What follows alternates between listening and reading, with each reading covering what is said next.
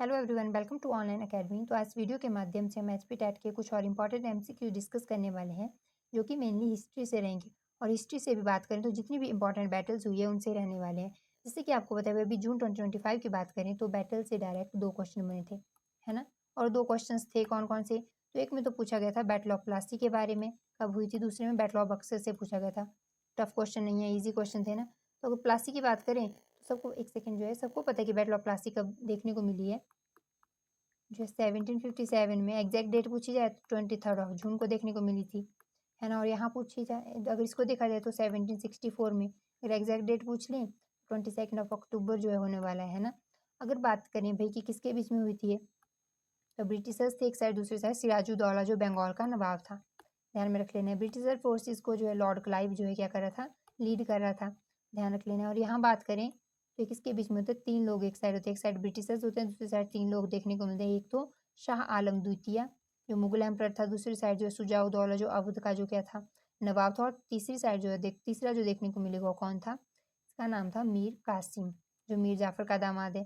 सबको पता है कि मीर जाफर ही तो यहाँ पे जो है सिराजुद्दौला को धोखा देता है ना। वो पहुंचता ही नहीं आर्मी को लेके, या कहीं कि भाई वो ब्रिटिशर्स के साथ मिला होता है। तो उसी का दामाद मीर कासिम था। लेकिन ये जो ब्रिटिशर्स के अंदर जो है काम नहीं करना चाहता था, या कंट्रोल नहीं करना चाहता था अपनी डायनेस्टी को, या बात करें जो है बंगाल को, तो इसीलिए क्या देखने को मिलता है, ये भी इनके विरुद्ध हो जाता है ब्रिटिशर्स के। तो इसीलिए तीनों मिलकर क्या करेंगे, ब्रिटिशर्स के अगेंस्ट लड़ेंगे। लेकिन जीतेगा कौन, ब्रिटिशर्स ही जीतेंगे।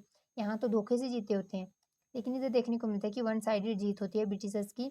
ठीक है, शाह आलम द्वितीय को हराएंगे एक साथ ही इनको सबको। और यहाँ बात करें तो यहाँ पे हमने देखा सुजाउद्दौला जो अवध का जो क्या था, नवाब था, और मीर कासिम बंगाल का नवाब था। ध्यान रखना, पूछा जाता है कि भाई एक साइड ब्रिटिशर्स थे, दूसरी साइड कौन 3 लोग देखने को मिलते हैं, है ना। और अब यहाँ पे क्वेश्चन बन सकता है कि बैटल ऑफ प्लासी जब हुई थी तो कौन जो था, जिसे बात करें मुगल एम्परर था, तो आलमगीर टू जो था मुगल एम्परर था। यहाँ पे तो आपको पता चल गया होगा, शाह आलम टू ने पार्टिसिपेट करा था तो यही मुगल एम्परर था, है ना। तो ये चीज़ आपको यहाँ से ध्यान रखनी है। खैर, अब फिर से क्वेश्चन बनेगा तो अब आपको सारी चीज़ें यहाँ से आइडिया है ना। हो सकता है नेक्स्ट टाइम थोड़ा टफ पूछ लिया जाए। तो फर्स्ट क्वेश्चन रहने वाला है, the battle of Hydaspes was fought between Alexandria, तो किस किसके बीच में देखने को मिलती है। तो पता है भाई, अलेक्जेंड्रा जो है पोरस के बीच में देखने को मिलेगी, है ना। कब हुई थी, 326 बीसी में हुई थी। और अगर बात करें तो अलेक्जेंडर जीत जाएगा इसको और हारे। और ये झेलम नदी के किनारे होती है, सबसे पहले ध्यान में रख लेना है। झेलम नदी को ही हाइडेस्पिस कहा जाता है ग्रीक्स के द्वारा, है ना। तो इसीलिए इसको झेलम नदी को अगर पूछा जाए कि भाई ग्रीक्स क्या कहते हैं इसको, तो हाइडेस्पिस कहते हैं इसको। और इसको ना संस्कृत में जो है बितिस्ता, ये तो ना अपने तरीके से जैसे भी आपको बोलना है, बितिस्ता कहा जाता है। तो ये जो है 3 नाम है, संस्कृत नाम है, एक ग्रीक्स के द्वारा नाम दिया गया है, और इसको जो है झेलम हम इस नाम से इसको जानते हैं ना। तो इंडस की जो है ट्रिब्यूटरी है, आपको सबको आइडिया है इसका। तो ये चीज़ आपको ना ध्यान में रख लेनी है कि भाई झेलम नदी के किनारे बैटल ऑफ हाइडेस्पिस 326 बीसी में होती है, जो अलेक्जेंडर और पोरस के बीच में होगी, जिसको पोरस जो है हार जाता है, अलेक्जेंडर जीत जाता है। लेकिन उसके बावजूद जो है अलेक्जेंडर इतना जो इसके ब्रेवरी से हैप्पी हो जाता है, या कहीं कि खुश होगा कि इसको जो इसकी टेरिटरी वापस दे देता है, क्योंकि इसकी रिस्पेक्ट में वापस दे देगा इसको टेरिटरी। इसके अकॉर्डिंग जो है कि लास्ट तक हार नहीं मानी इसने, और पूरी जो जी जान लगा दी बैटल में। तो इसीलिए क्या करेगा, इसको वापस इसकी टेरिटरी देते हुए दिखेगा। उसके बाद अलेक्जेंडर जो है आगे ब्यास रिवर को क्रॉस नहीं कर पाएगा, क्योंकि इसकी आर्मी माना जाता है थक जाती है, तो मना करती है क्रॉस करने को। और सेकंड रीजन माना जाता है कि धनानंद की आर्मी इतनी बड़ी देखने को मिलती है कि वो जो है आगे क्रॉस करने ही नहीं देती इनको, जिससे डर जाते हैं। तो इसीलिए जो है दोनों रीजन माने जाते हैं। ठीक है, अगर क्वेश्चन बना इनसे तो दोनों ही ध्यान में रख लेना आप, है ना। एक तो माना जाता है आर्मी थक जाती है, दूसरा माना जाता है कि भाई धनानंद की आर्मी इतनी बड़ी होती है कि ये जो है आगे जा ही नहीं पाते। तो कुछ एक चीज़ें आपको यहाँ से आइडिया होनी चाहिए। और जो है क्वेश्चन बनता है कि जो है झेलम नदी को जो है और किस नाम से जाना जाता है, ग्रीक्स क्या कहते हैं इसको, तो हाइडेस्पिस कहते हैं। ये चीज़ ध्यान रख लेना। नेक्स्ट क्वेश्चन की बात करें, द कलिंगा वॉर वॉज 14, तो कब लड़ा गया था कलिंगा वॉर। कलिंगा वॉर सबको पता है भाई, ये कब लड़ी गई थी, 261 बीसी में देखने को मिलती है। अशोका के द्वारा जो है लड़ी जाती है। और इसमें देखने को मिलेगा आपको अशोका जो है, कलिंग है कहाँ पे, सबसे पहले तो ये जो है उड़ीसा में देखने को मिलता है। और जो अशोका जीत जाता है, लेकिन इतना ब्लड शेड या इतना खून खराबा होता है कि इससे क्या अशोक हैप्पी नहीं होता जीतने के बावजूद भी। और फिर देखने को मिलता है हमें कि भाई ये जो है अशोका अब जो है भेरी घोष की तरफ से धम्मा घोष की नीति अपनाएगा। भेरी घोष माने भाई यहाँ पे अनेक्सेशन में बिलीव करता था, टेरिटरी को कंट्रोल करने में बिलीव करता था। लेकिन यहाँ पे पीसफुली अब सब कुछ क्या करेगा, जो है जो है हर चीज़ को ये कहते हैं हम मैनेज करने की ट्राई करता है। और माना जाता है कि इसके बाद जो है इसकी लाइफ में 360 डिग्री चेंज आएगा। एक तो आपने भेरी घोष से धम्मा घोष वाली नीति देख ली इसकी, है ना। यहाँ पे एग्रेसिव पॉलिसी थी, यहाँ पे पीसफुली पॉलिसी हो गई। और सेकंड जो इसका देखने को मिलेगा भाई कि कैसे 360 चेंज देखने को मिलता है। अब जो है इसी के बाद जो है क्या दिखेगा आपको कि बुद्धिज़्म को अडॉप्ट कर लेगा, ठीक है। तो अशोका तो ये चीज़ आपको ध्यान में रख लेनी है। ये कुछ एक चीज़ें जो अशोका से जो इम्पोर्टेंट हो सकती है। अब देखते हैं नेक्स्ट क्वेश्चन। और अगर बात करें कि किलिंग वॉर एक्चुअली कौन से रॉक एडिक्ट में मिलती है ना, तो इसका ध्यान रखना कि आपको पता है अशोका के जो है पिलर एडिक्ट्स और रॉक एडिक्ट्स बहुत फेमस है। रॉक एडिक्ट्स में भी 2 तरीके की रॉक एडिक्ट्स मिलती है। एक तो मेजर मिलती है, एक माइनर मिलती है। तो अगर बात करें मेजर की, तो मेजर में ना 14 देखने को मिलेगी, जिसमें मेजर रॉक एडिक्ट जिसका जो है 30th रॉक एडिक्ट था। 14 जो है क्या मेजर रॉक एडिक्ट देखने को मिलती है। तो उसमें जो 30th नंबर की है ना, उसमें कलिंग वॉर के बारे में देखने को मिलता है कि भाई कलिंग वॉर अशोका के द्वारा लड़ी गई थी, जिसे कहते हैं हम जो है कलिंग के अगेंस्ट। और इसमें अशोका जीत जाता है, लेकिन फिर उसमें इतना ज़्यादा खून खराब होता है कि हैप्पी नहीं होता। ये सारी चीज़ किसमें देखने को मिलती है 30th रॉक एडिक्ट में, वो भी मेजर रॉक एडिक्ट। ठीक है, चीज़ ध्यान रख लेना आप। देखते हैं नेक्स्ट क्वेश्चन। क्वेश्चन बन सकता है ऐसे। तो नेक्स्ट क्वेश्चन रहने वाला the first battle of Tarain was fought between. तो फर्स्ट बैटल ऑफ त्राइन 1191 में देखने को मिलती है। पृथ्वीराज तृतीय या फिर जिसको पृथ्वीराज चौहान कहते हैं, ठीक है। और सेकंड साइड दूसरी साइड कौन था मोहम्मद गौरी था। इनके बीच में देखने को मिलती है, इसमें ये जीत जाएगा Prithviraj Chauhan. Second battle of Tarain भी देख लेते हैं 1192 में जब होगी सेकंड बैटल ऑफ त्राइन, उसमें मोहम्मद गौरी जीत जाता है और पृथ्वीराज तृतीय पृथ्वीराज चौहान को ही कहा जाता है, ठीक है। पृथ्वीराज तृतीय तो क्या होगा हार जाएगा और उसके बाद उसकी डेथ देखने को मिलती है। और फिर इंडिया पे किसका रूल हो जाता है मोहम्मद गौरी का रूल देखने को मिलता है हमें। लेकिन जो है 1194 में एक और बैटल देखने को मिलती है गढ़वाल के रूलर से। उसमें देखने को मिलता है कि अब कनौज तक इसका एक्सपेंशन हो जाएगा, लेकिन अराउंड 1205 में जब गौरी की डेथ हो जाएगी तो आपको देखने को मिलेगा इसका कोई आगे सक्सेसर नहीं होता, कोई बेटा नहीं होता। तो क्या देखने को मिलेगा हमें कि भाई जो है अब कौन रूल करेगा, जो इंडिया तक एक्सपेंशन कर होता है। तो आपको देखने को मिलेगा कि मुल्तान से इंडिया तक जो है कंट्रोल करते हुए इंडिया मुल्तान से लेके जो मुल्तान वाला एरिया थे वहाँ से कनौज तक कौन कंट्रोल करेगा, देखने को मिलेगा कुतुबुद्दीन ऐबक। क्योंकि ये क्या था स्लेव था ना इसका मोहम्मद गौरी का, तो इसीलिए जब इस्टेब्लिशमेंट करता है दिल्ली सल्तनत की, तो वहाँ की जो फर्स्ट डायनेस्टी थी वो स्लेव डायनेस्टी है, क्योंकि इसके द्वारा इस्टेब्लिश करी गई थी। इसी को मामलुक डायनेस्टी भी कहा जाता है। और बात करें बाकी जो घुर में जो कौन एक्चुअली जहाँ इसका एम्पायर होता है ना, वहाँ पे कौन रूल करता हुआ दिखता है, तो उधर ना यालदौज और कुबाचा दो और इसके जो है स्लेव होते हैं। तो यालदौज जो है वहाँ घोर वाले एरिया पे कंट्रोल करता हुआ दिखेगा और कुबाचा जो मुल्तान वाले एरिया पे कंट्रोल करेगा। तो चीज़ आपको यहाँ से ध्यान रख लेनी है। इसके कोई सक्सेसर नहीं होते तो उसके स्लेव ही कंट्रोल करते हुए दिखेंगे। और जो इंडिया में एक्सपेंशन माना जाता है जितना भी होता है वो ऐबक की हेल्प से देखने को मिलेगा, जो भी कनौज तक एक्सपेंशन होता है मोहम्मद गौरी का। तो ये कुछ एक चीज़ें जो आपको ध्यान में रखनी है। देखते हैं नेक्स्ट क्वेश्चन। नेक्स्ट क्वेश्चन रहेगा the second battle of Tarain, जिसका रिजल्ट क्या था। अभी देखा 92 में हुई थी, है ना। अगेन पृथ्वीराज चौहान या पृथ्वीराज तृतीय भी कहा जाता है, और जो है गौरी के बीच में थी, इसको मोहम्मद गौरी जीत जाता है। देखते हैं नेक्स्ट क्वेश्चन। नेक्स्ट क्वेश्चन रहेगा the third battle of Panipat fought between. तो पहले देख लेते हैं किसके बीच में हुई थी third battle of Panipat, Ahmad Shah Abdali और मराठा के बीच में। तो यहाँ से आपको एक चीज़ ध्यान रखनी है कि भाई फर्स्ट बैटल ऑफ तराइन कब हुई थी, सॉरी पानीपत कब हुई थी, 1556 में देखने को मिलती है, सॉरी 26 में। सेकंड मिलती है 1556 में। इसकी बात करें तो बाबर और इब्राहिम लोदी के बीच में होगी, जिसको इब्राहिम लोदी हार जाता है बाबर जीत जाएगा और मुगल एम्पायर की इस्टेब्लिशमेंट देखने को मिलती है। सेकंड जो है ये 26 हो गया, 56 में होगी। तो 1556 में जो है हेमू और अकबर के बीच में होती है, इसमें अकबर जीत जाएगा और अकबर की फोर्सेस को जो है बैरम खान लीड कर रहा होता है। और हेमू कौन था, हिंदू जनरल था, किसका, जो है मोहम्मद आदिल शाह का, जो सूर्य एम्पायर का क्या था लास्ट रूलर माना जाता है। वीक सक्सेसर थे, तो इसकी तरफ से लीड कौन कर रहा था, हेमू लीड कर रहा था आर्मी को। तो ये चीज़ ध्यान रखनी है। उसके बाद थर्ड बैटल तो हमने देख लिया, अहमद शाह अब्दाली और मराठा के बीच में होती है। सेकंड इसको क्लियर करके देख लेते हैं कि भाई है कौन है अहमद शाह अब्दाली। तो आपको देखने को मिलेगा कि भाई आपको पता है एक पर्शियन जो है रूलर होता है जिसका नाम क्या होता है नादिर शाह, वो अटैक करेगा 1738 के अराउंड, है ना। और जो है उस टाइम जो है रूलर कौन होता है, तो आपको देखने को मिला जब नादिर शाह अटैक करता है तो मोहम्मद शाह रंगीला जो है मुगल एम्परर होता है। पूछा जाता है कि जब नादिर शाह अटैक करता है इंडिया पे 1738 में, तो रूलर कौन होता है, तो मोहम्मद शाह रंगीला होता है ना। और इसके साथ एक बैटल होगी मोहम्मद शाह रंगीला और नादिर शाह के बीच में 1739 में, उसको क्या कहा जाता है, बैटल ऑफ करनाल कहा जाता है, हरियाणा वाले एरिया में देखने को मिलेगी। ये भी क्वेश्चन बनता है बैटल ऑफ करनाल कब हुई थी, तो ध्यान रख लेना भाई 1739 में देखने को मिलेगी। और नादिर शाह और मोहम्मद शाह रंगीला के बीच में देखने को मिलेगी, जो मुगल रूलर था, ठीक है। तो इसमें मोहम्मद शाह रंगीला हार जाता है और बात करें नादिर शाह जीत जाता है। नादिर शाह इसके बाद जो है पीकॉक थ्रोन ले जाएगा और साथ में जो कोहिनूर है उसको भी ले जाता है। हमने डिस्कस करा था ना पीकॉक थ्रोन जो है जिसे कहते हैं मुगल रूलर शाहजहाँ जो है बनवाता है और साथ में उसमें कोहिनूर जड़ा होता है। तो उन दोनों को ही ले जाएगा और बहुत सारा धन और भी लेके जाता है। लेकिन जो इम्पोर्टेंट इनको माना जाता है कि भाई इनको ले जाता है नादिर शाह। तो इंडिया से बाहर चली जाएगी पीकॉक थ्रोन और से बात करें कोहिनूर नादिर शाह के द्वारा। और उसके बाद बात करें इसकी जब डेथ होती है नादिर शाह की तो उसका एक जनरल होता है। ऐसे ही नहीं बता रही हूँ क्योंकि इनका अटैक इंडिया पे हुआ है, बहुत इंपॉर्टेंट है, क्वेश्चन बनता है, इसीलिए इन चीज़ों को डिस्कस कर रही हूँ। इसका जनरल था, इसका नाम अहमद शाह अब्दाली है। इसकी डेथ के बाद ये जो है कंट्रोल करेगा एम्पायर को, ईरानियन एम्पायर को, है ना।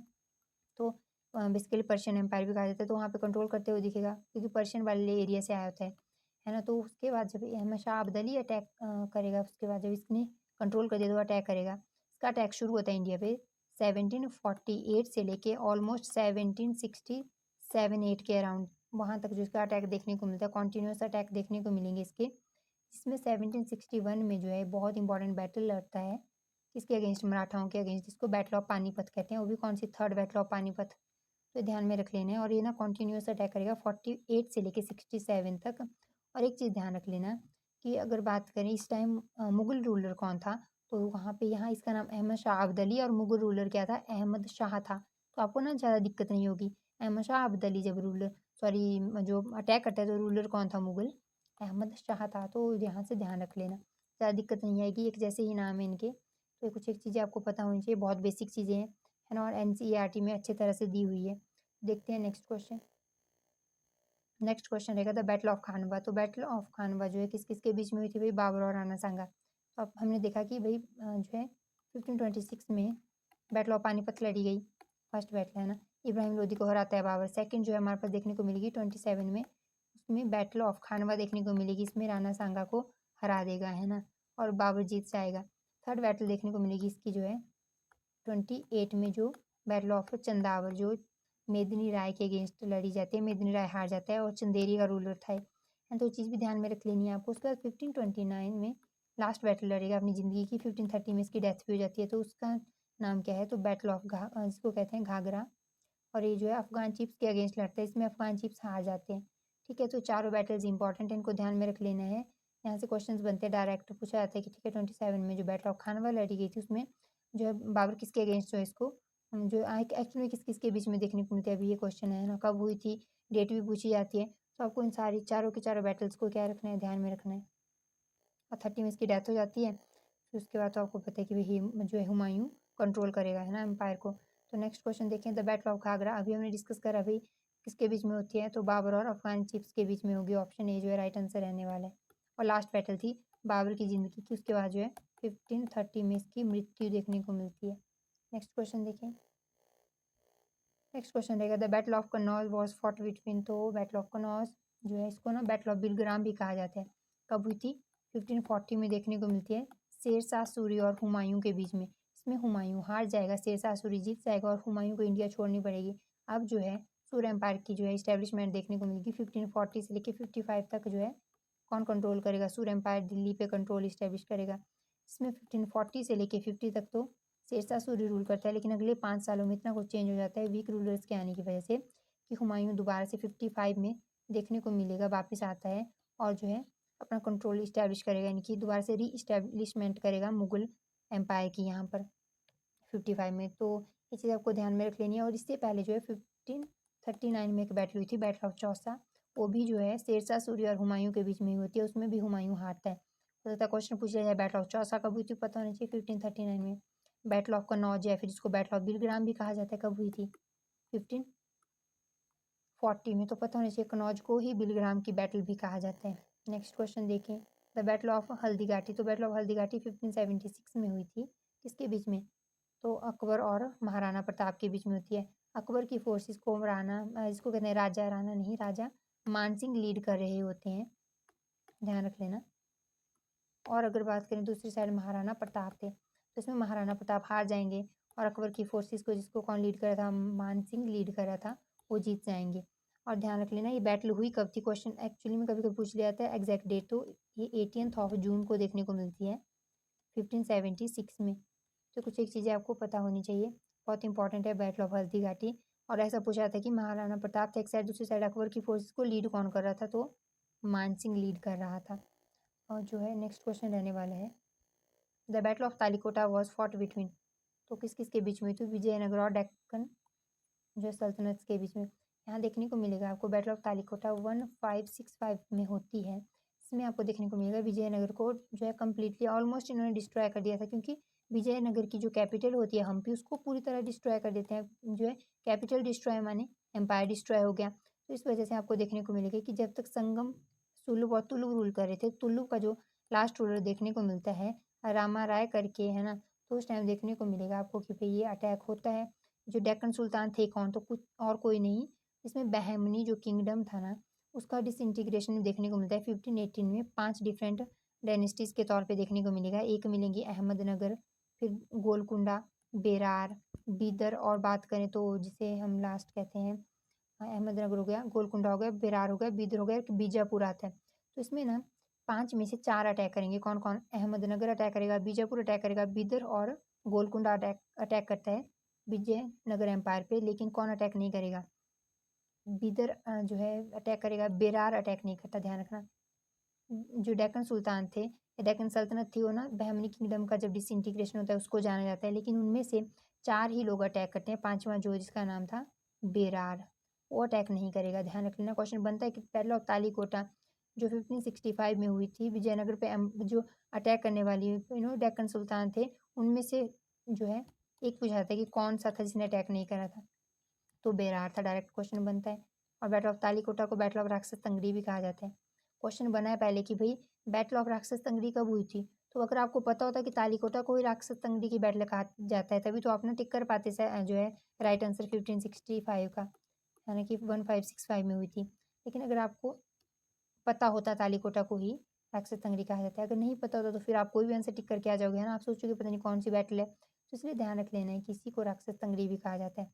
और जैसे कि मैंने कहा बेरार पार्टिसिपेट नहीं करता डेक्कन सुल्तान में से, है ना, वो कोई और नहीं थे। बहमनी किंगडम का जब डिसइंटीग्रेशन होता है उनमें से ही जो 5 डायनेस्टीज निकलती है ना, तो उसी को डेक्कन सुल्तान कहा जाता है, सल्तनत कहा जाता है बेसिकली। तो जो डेक्कन सुल्तान थे वो 4 डायनेस्टी के, वो मिलकर अटैक करेंगे, एक नहीं करेगा, वो बेरार होता है, ध्यान रख लेना है। बहुत इंपॉर्टेंट है बैटल ऑफ तालिकोटा। और उन्होंने हम्पी पूरी तरह डिस्ट्रॉय कर लिया था, जो इनकी कैपिटल थी विजयनगर की। नेक्स्ट क्वेश्चन देखें, बैटल ऑफ प्लासी कब लड़ी गई थी भाई? ये तो हमने देखा 1757, किसके बीच में हुई थी ये भी देख लिया है ना, ब्रिटिशर और सिराजुद्दौला। और अगर बात करें ब्रिटिशर्स की तरफ से कौन था लीड कर रहा था फोर्सेस को, तो लॉर्ड क्लाइव, ध्यान रख लेना, बहुत इंपॉर्टेंट नेम है ना। नेक्स्ट क्वेश्चन देखें, तो नेक्स्ट क्वेश्चन रहने वाला बैटल ऑफ बक्सर जो है किसके बीच में हुई थी? तो एक साइड तो ब्रिटिशर्स थे, हमने देखा ब्रिटिशर्स ही जीतते हैं। दूसरी साइड मीर कासिम था, जो कौन था? बंगाल का नवाब था। सुजाउद्दौला अवध का नवाब था, है ना।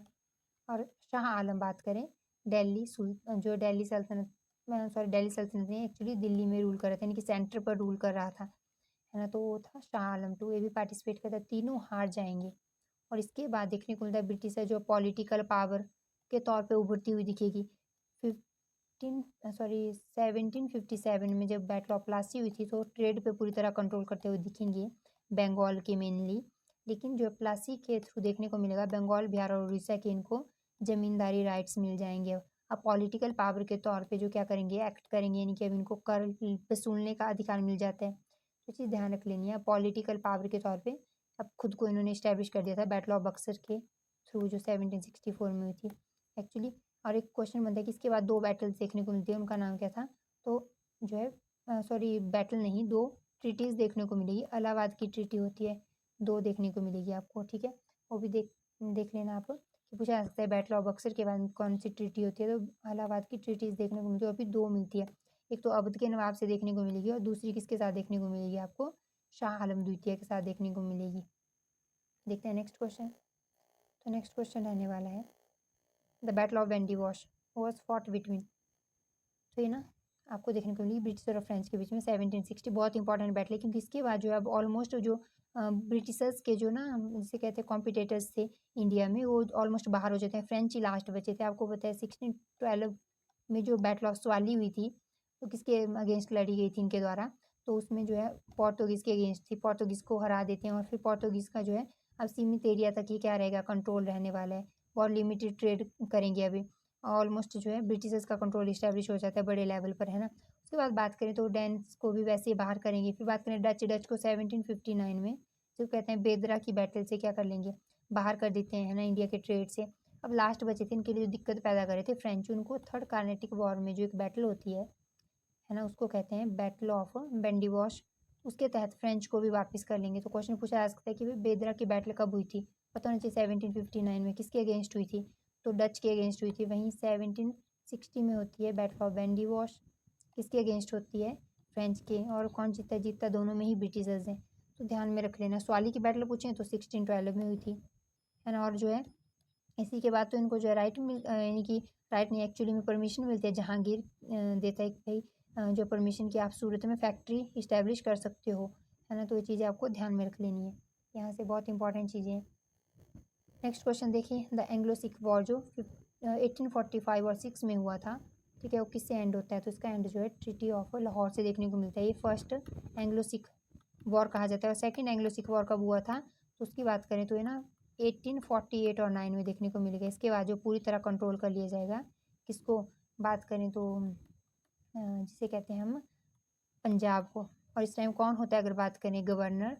तो लॉर्ड डलहौजी जो गवर्नर देखने को मिलता है, ठीक है। तो अब जो है पंजाब को पूरी तरह से कंट्रोल कर लेगा। तो ध्यान में रख लेनी है आपको ये चीज़ें। उसके बाद बात करें next question, the third battle of Carnatic, उसे क्या कहा जाता है? बेसिकली थर्ड बैटल नहीं होना चाहिए था, थर्ड कार्नेटिक वॉर या थर्ड वॉर ऑफ कार्नेटिक कह सकते हैं इसको। 17 जो है 60 में क्या देखने को मिलता है? इसको बैटल ऑफ बेंडिवॉश भी कहा जाता है। एक्चुअली में इसका हिस्सा माना जाता है, थर्ड कार्नेटिक वॉर का हिस्सा किसे माना जाता है? बेंडिवॉश की बैटल को। इसी से तो हमने देखा फ्रेंचों को बाहर करेगा।